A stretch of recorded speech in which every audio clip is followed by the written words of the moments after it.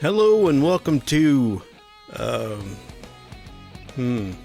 okay, this is just a random mix of subscriber stories that I decided to read together. There's some TIFU, there's some malicious compliance, maybe, but it's a mix of stuff, so hope you guys enjoy them. Thank you for the subscribers that sent these in, some of them quite a while ago, but I do appreciate it.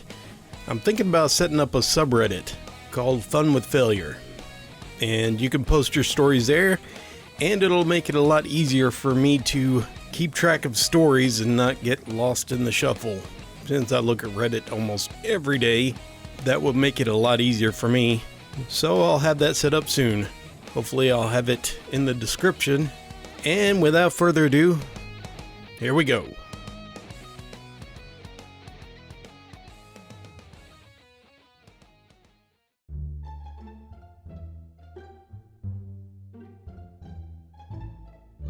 When I was about 8 years old, my sister and mother and I went to a summer camp.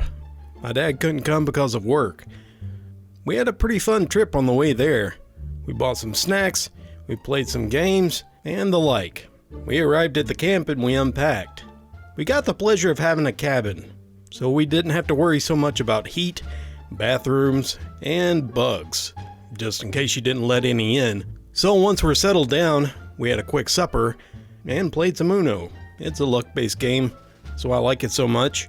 After losing 4 times in a row, I went to sleep. Now, the weekend was a very eventful one.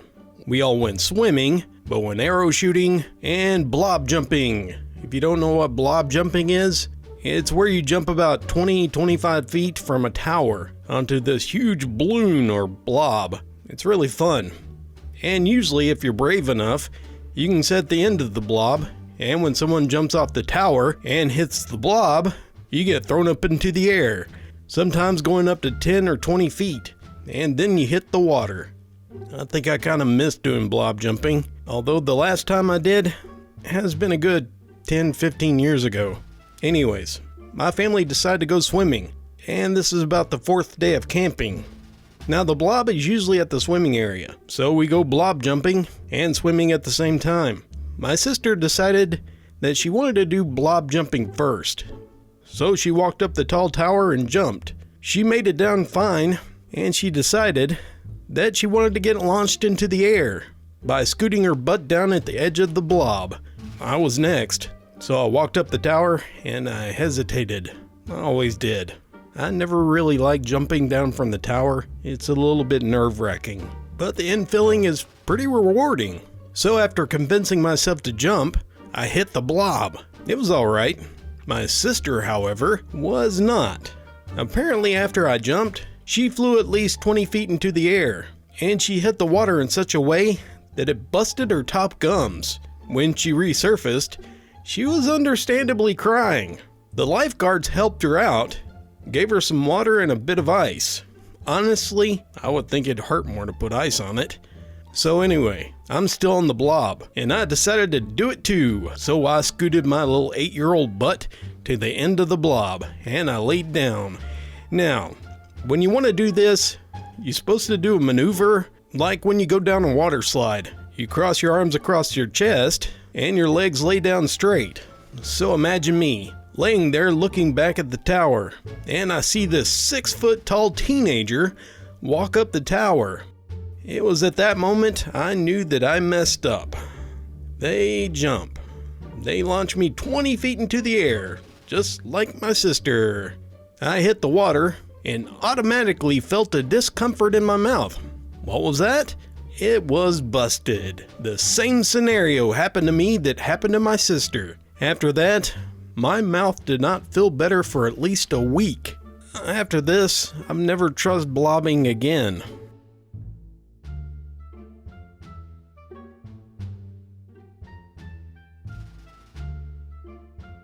This experience happened in high school, when I was still a student. I was in choir back then, and one day our music instructor was out sick. Instead of canceling the class, had an older history teacher come in to essentially babysit us. The guy was a bit notorious for being an angry jerk. and it was widely rumored that you could smell alcohol on them in class. Since it was obvious that we weren't really going to be working on songs, I arranged with the girl taking attendance to duck out and to go work on the project in the art room. She assured me that he wouldn't notice, since the classroom was so large. Boy was she wrong. I was sitting in the back working on my project, while the art instructor was working with the kids in her class. Suddenly, this guy burst into the classroom and demands that I come back to the music room. I tell him that I'm working on a project, and since there wasn't any music teacher, it's probably better spent there. He wasn't having it. He explodes and tells me to come with him and exits the room slamming the door. I just sat there and continued to work. He came back in, very red-faced, and basically repeating the previous exchange, except this time, he says we're going to the vice principal's office. We repeated this one more time. Then the art teacher says I should probably go with him. So I do. Now, I'm starting to get a bit nervous, since the vice principal, he's pretty strict. In those days, corporal punishment was still a thing. So I plopped down in the chair in the office, and the history teacher is very loudly telling the vice principal what happened. And he abruptly leaves, fully confident that I was going to be dealt with. The vice principal pulls out my file and starts looking through it. He keeps looking at me confused, and finally he says to me, "You've never done anything like this before, have you?" No. See, I was for the most part a pretty good kid. I never got caught in a fight, never skipped school, never did alcohol or drugs in the parking lot, and plus most of the teachers, they know me and they like me. I've got decent grades, and my record is probably one of the cleaner ones. Finally he tells me, because my record is so clean, I must have had a good reason to leave, and he tells me to send the guy a note telling him that I had permission to skip class. I would have loved to see his face, but I didn't want to tempt fate. I'm a female union construction worker who sold adult toys on the side for fun. It was one of the funniest jobs I've ever done. So let's talk about the mess up. I carried all of my rubber male anatomy parts and vibrators in 2 big rifle cases. I had it in my trunk with some adult videos as well. Needless to say, people were stealing copper from our job, and we had security checking everyone's vehicle. When I got stopped, they called for additional security because of the rifle cases. When they opened it, I kinda died inside. They ended up letting me go. I was now known on the job as the Dildo Queen. Ever since that happened. It's already difficult being a female in a man's world where you have creepers already following you around like they've never seen a woman before. After that, it got much worse. Long story short, security still talks about it, and I absolutely hate it. I was at McDonald's waiting for my food to be ready, and I'm just sitting at a table. I was wearing a gray tank top, black cargos as well. I wasn't wearing anything similar to the McDonald's workers. This kid runs up to me and he says, "Excuse me, do you work here?" No. I'm just wondering how this kid thinks that I do, since I'm sitting at a table, clearly not working. A few minutes go by and I was talking to my friend and completely forgot about the kid. I head up to get my order, and when I walk up to the counter, grab my tray, I turn around. And out of nowhere, this lady is standing right in front of me, and she's yelling, "Why are you talking to my son? He says you talk to him." Now, I have no patience, and I said, "He talked to me, so what?" She flipped her lid at this point and started screaming that she's gonna fight me. I was looking around the whole time, just hoping that her owner would come back and put their dog on the leash. That way I wouldn't have to deal with her. Now, I'm a 5'10" man, and at the time, I weighed 200 pounds. I worked out twice a day, and I was in excellent shape. She was all but 5'4", maybe 110 pounds. This whole time I was thinking, if she touches me, I'm going to jail, cause I ain't gonna take it. So at this point, all these things are going through my head, and she's yelling at me. So finally I interrupt her with a forceful, "Get out of my face now, lady! First of all, Your kid came up to my table and talked to me. If you don't want strangers talking to your kid, then don't let them out in public. Psycho. I think I got swole when I said this to her because she shrank up. I'm pretty sure she was scared as I started getting angry. I feel good about that. Hey, at least I didn't punch her.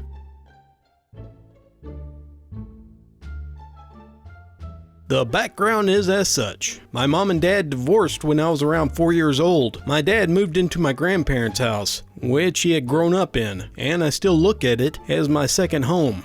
I was around 8 years old in this story. I was a bit of a smart aleck. It runs in the family. Although I've kind of toned it down since then. I'm not gonna lie, I still am. Now, as most parents do, when their child is 8, children really don't know what they should do when it comes to basic hygiene. My dad told me to go shower. Not a usual thing, but the way he said it gave me an idea. You see, my dad usually doesn't just say take a shower. No, of course not. He would say jump in the shower. I, of course, had a brilliant idea that I would do exactly just that. Not a horribly bad idea, except for the fact that my grandparents' house is not well suited for jumping. That kind of logic wasn't acquired at 8 years old, so there I was. The water had gotten warm enough to take a shower. I got into position and jumped. All that was in my mind was this was gonna be a hilarious thing to tell my dad when I was done. Then I landed. Let me just tell you this, a shower is no place to fall, especially not when jumping. Well, I hit the floor hard, and I started crying. Being a child with no toleration for pain, as a matter of fact, looking at me too hard would hurt. Sadly, I don't remember the aftermath, since it's been like 17 years ago, but surely enough, it wasn't as funny as I had hoped. But I can promise you this, I've never attempted that again.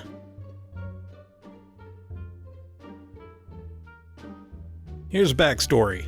I'm a nerdy guy, and I'm 32. And though I'm 32, I still act like a kid sometimes. This past Valentine's Day, my fiance gave me a drone as a gift. To be specific, it's a Batman drone, identical to the Batman plane. It was cheap, but because I love Batman, it was the best Valentine gift I could get. A couple of days later, my fiance's family did something stupid, and it really made me mad. So to calm down, I decided to go play with my drone. So I went to the park, and needless to say, I'm having a blast, and I'm calming myself down. The park was fairly empty. It was a cold and clear day. I was flying it when I see this kid coming towards me. He must have been like 10 years old. I landed the drone so that I wouldn't accidentally hit him, and he asked me a few questions about the drone. And trying not to take my anger out on the kid, I just answered his questions. He asked me if he could fly it, and I asked him if he's ever flown one. He said no, but that I could teach him. Note, automatic drones are easy to land, but cheap ones, they're a bit hard to fly, especially landing. I told the kid sorry, but I couldn't let him fly it until he learned some. So I showed him how the controller worked, and I let him have a try. The first thing he does is fly it into a tree. I took the controller from the kid and saw that the drone was okay, thankfully. It was then that I told the kid that he couldn't fly it anymore. The kid gave me a sad face. Then he took off.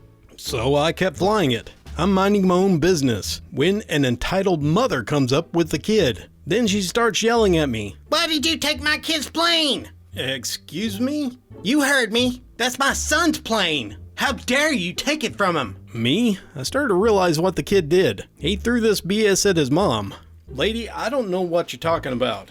This is my plane, not your kid's. Don't f***ing lie. This plane, a friend of mine gave it to him. Give it back to him. I tried not to escalate things because I'm already angry.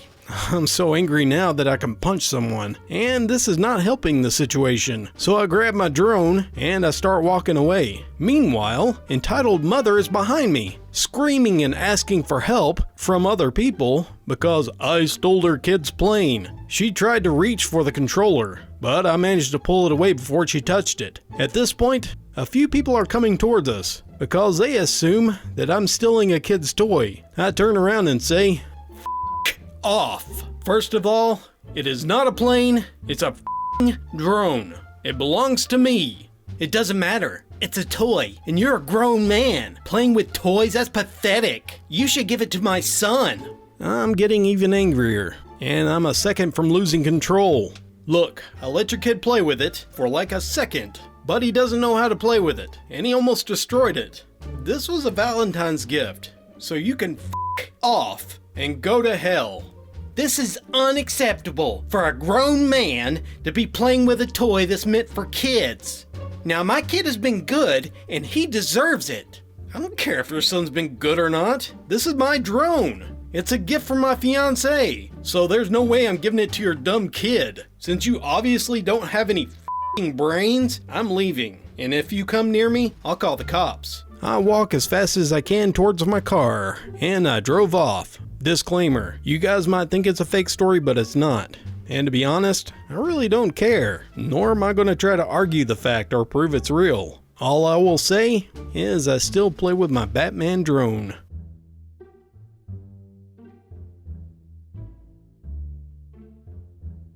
Back in the 80s, I worked at a Hills department store, which was in Ithaca, New York. I'm standing at my department of hardware and automotives, and I'm stocking the shelves. And while I was working, I heard the sound of the bug zappers going off. The bug zapper zapped and zapped and again. So I'm thinking it's probably broke, or it could be killing bugs. Although I knew that was impossible, because we wouldn't have that many bugs in there. So I decided that I needed to go check it out to see if it was defective or shorting out. It was, after all, a live display, which means it was powered up, so as to show the customer how it worked. I only had a few items, so I went ahead and stocked them, and I went to check on the zapper, and it's still zapping. While investigating, I was quite surprised to see a kid standing there, around 10 years old, standing on the flat bottom display unit and sticking his finger in the bug zapper. Over and over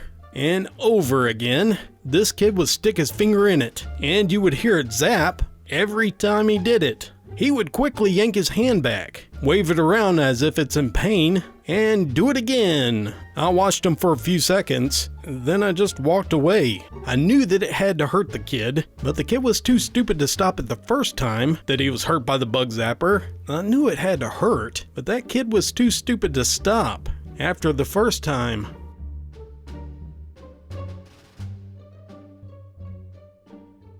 This happened at the same department store. This was back in the 80s, and I was still working there. Meanwhile, it was almost Christmas, and they hired a girl to work in the toy department. She was very lovely. I found myself catching glimpses of her every now and again. I was really smitten with her. After a few weeks, we developed a relationship. Then we started dating. The thing is, my first department was hardware and automotives, which is right across from the toy department, and also near housewares. I didn't know this at first, but her mother worked in housewares. And though at first, I did like her mother, and her mom kinda liked me, and me and her mom would talk, once I started dating her daughter, the mother began to treat me worse and worse. Now, in retail, it's common that you cover for other coworkers while they take a break. Well, the mother and my girlfriend came up and asked if I can cover for them. And since I worked there for 3 years, I've done it many times. And though my relationship with the mother had faded away,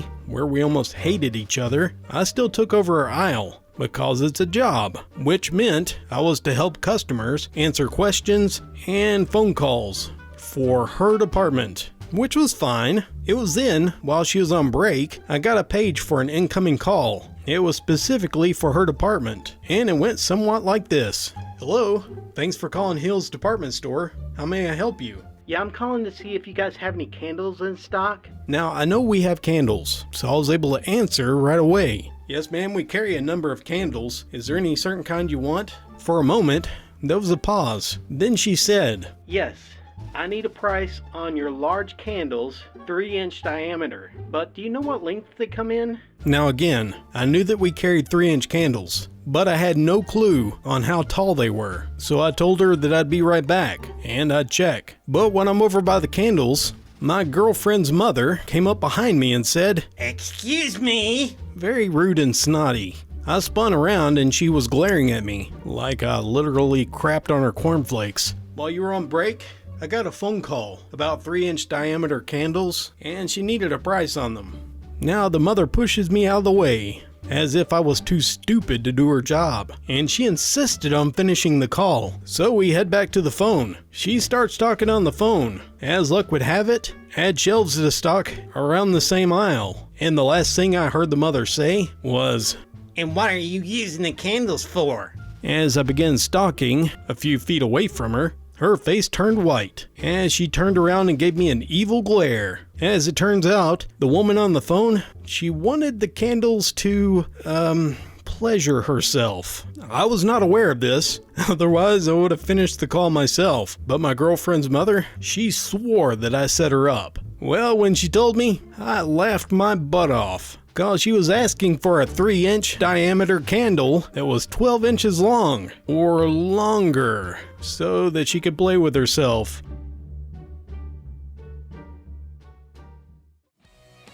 Thank you very much for joining me for this edition of whatever. Hope you guys enjoyed the subscriber stories.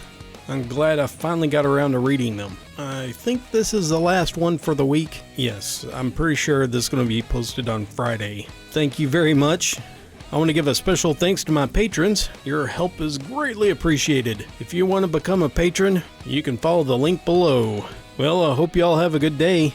And until next time, this is Dallas signing off.